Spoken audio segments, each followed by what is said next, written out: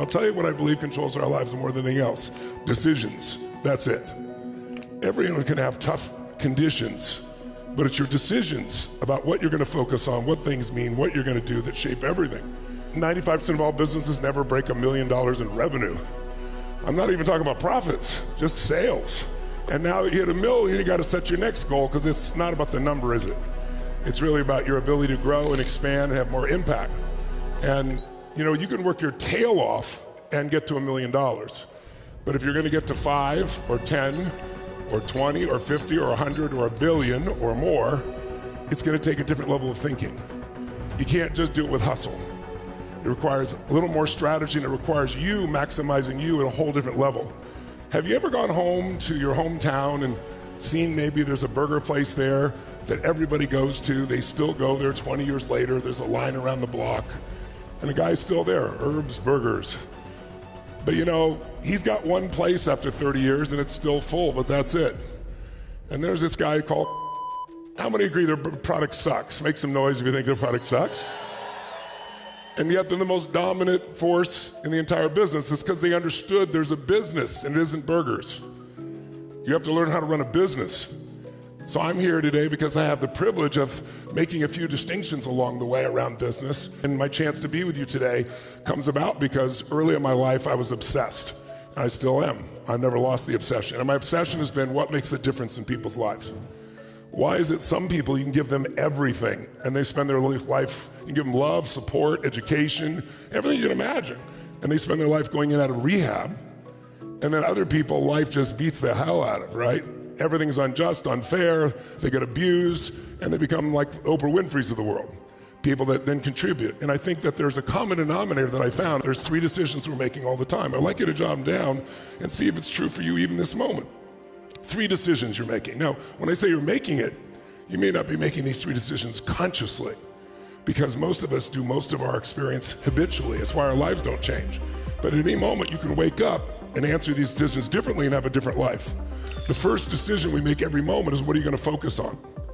Your business is controlled. Your life, your joy, happiness, your anger is all controlled by what you focus on.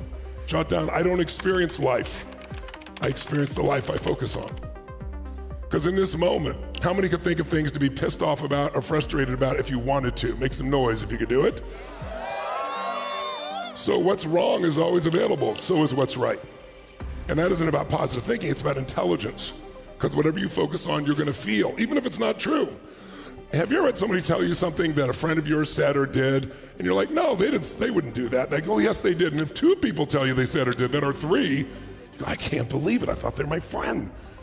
And you get all angry because you're really just feeling sad, right? Sense of loss, how can my friend do this?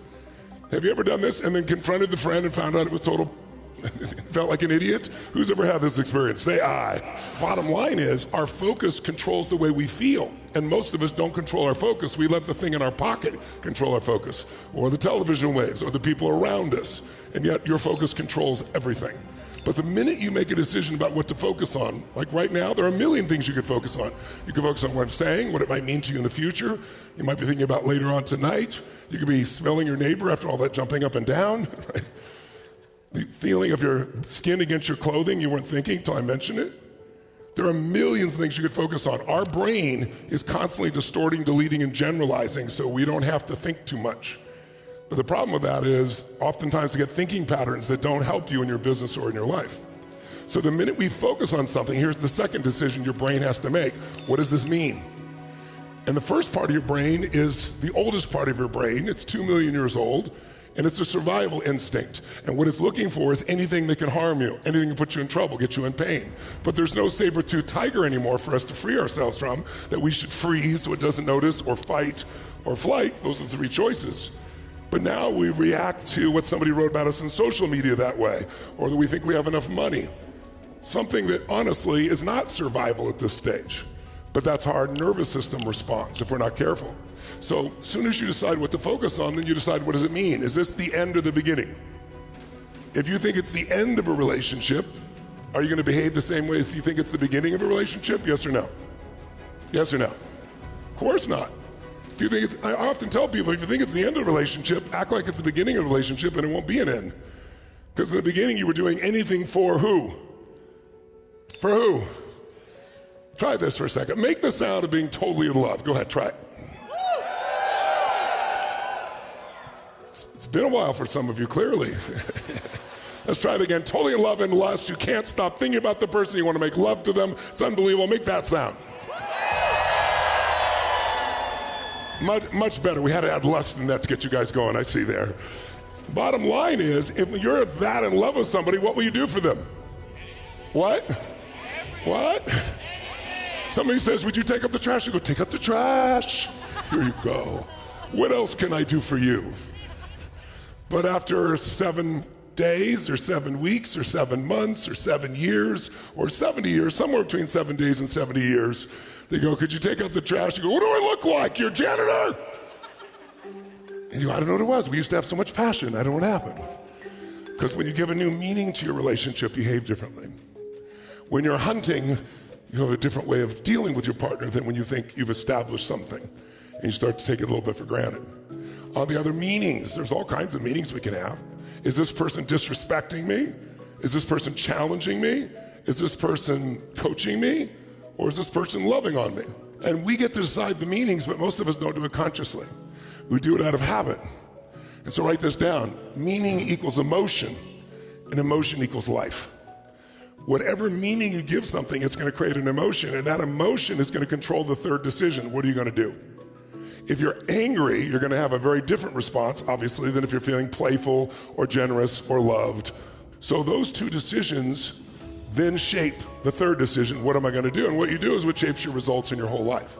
So how does this relate? Well, my father and I had different lives because we answered those 3 questions differently. How do I know? Because I know what my father thought, because he said it out loud, muttering under his breath. His focus was he had not taken care of his family. He constantly said it. And then the worst part was the meaning he gave it, which is, I'm worthless, I might as well not be here, which eventually that's why he left. And I had a different set of focuses. My focus, there was food. What a concept, right? It's pretty cool. But most important, the reason I'm here today is because of one meaning I chose. That's why I want you to understand these 3 decisions. They shape everything. The meaning was strangers care. Up until that point, I lived in what I thought was a wealthy community. It was lower middle class, but we were literally on the other side of the railroad tracks. We were the trash of that community. And so we were treated that way. My father said it all the time. It was believable. But all of a sudden, somebody delivered food to my family on Thanksgiving, and they didn't even want credit. That shifted my whole life. If strangers care about me and my family, it made me think, I gotta care about strangers. And so I decided someday I'm gonna go out and I'm gonna do this for at least 2 other families. So the next year I said, I'm gonna double it, 4 families, and 8. Then I got my employees involved, a little company that I had bigger companies, and I got them involved. I eventually got to 4 million people a year, 2 million from me, 2 million from my foundation. I'm just telling you because I want you to think about how things build. Because most people overestimate what they can do in a year, and they underestimate what they can do in a decade or 2. Then I thought, what if I did 100 million meals for 10 straight years and provided 1 billion meals? Now that excited the hell out of me. It sounded totally impossible, and I did it in less than the 10 years I said I was gonna do it in, right? Thank you. So we created a 100 billion meal challenge, and I'm proud to tell you we did 30 billion our first 2 years already, and we're gonna do 30 billion this year for 60 billion, right?